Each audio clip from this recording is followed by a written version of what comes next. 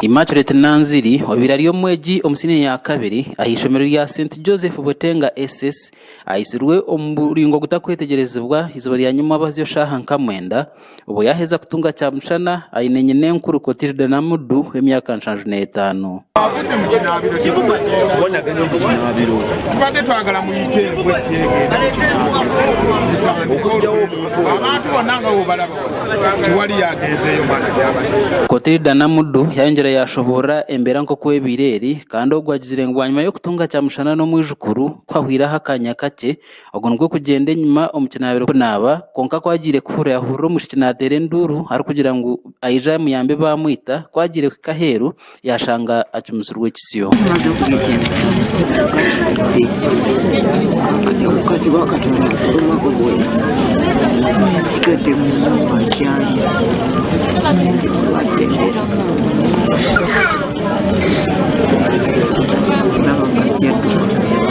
nimugati kiki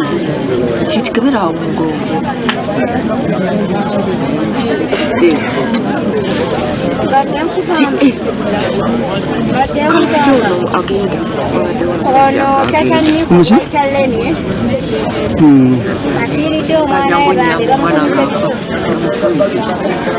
omukugambaho n'abataka bayoreka ko mugenzi habire na yambaho nyine nkuru ahamirimo etari imwe n'imwe nko kumureberera okumwogeza emyenda kandi kine cyenaku habo kugira ngo abatemu bamuhisire abadasomera kutenga St Joseph eyokubiri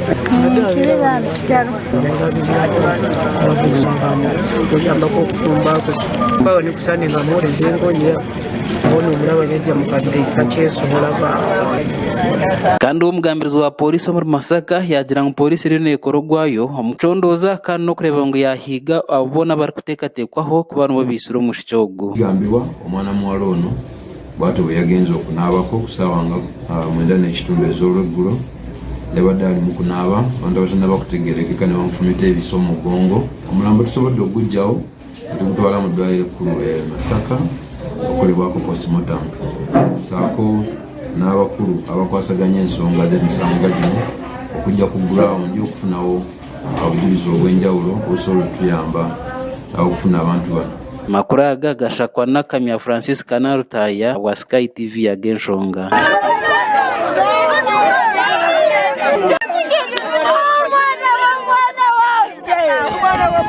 Immaculate Nanziri obirari omweji omusine ya kabiri ahishomero ya St Joseph Botenga SS ayisirwe omuringo gutakwetegerezebwa izuba lya nyuma bazyo shaha nkamwenda ubo yaheza kutunga cya mushana ayinenye nenkuru Clotilde Namudu emyaka 55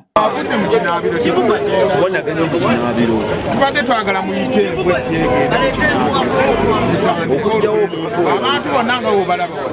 tiwali yagenzeeyo mwana gy'abadde. Clotilde Namudu yayongera yashobora embera nko kwebireri kandi ogwagizire ngo nyuma yo kutunga cya mushana no mwijukuru kwahwira hakanya kake ogonwe kugenda nyuma omukinabiro kunaba konka kwagire kuhura yahuro mushikinatere nduru ari kugira ngo ayija muyambe bamwita kwagire kaheru yashanga acumusirwe kisiyo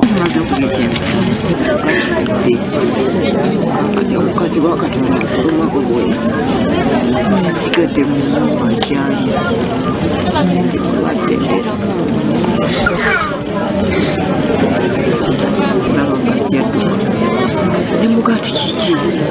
kitikebera umugongo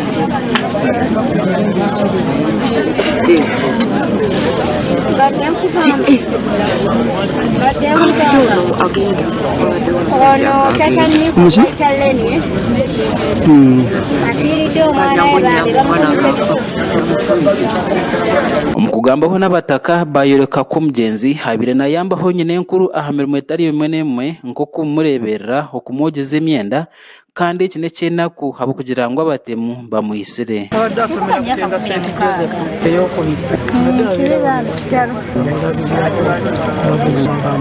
kuyamba ko kufumba ko ni kusaninga muri zengonya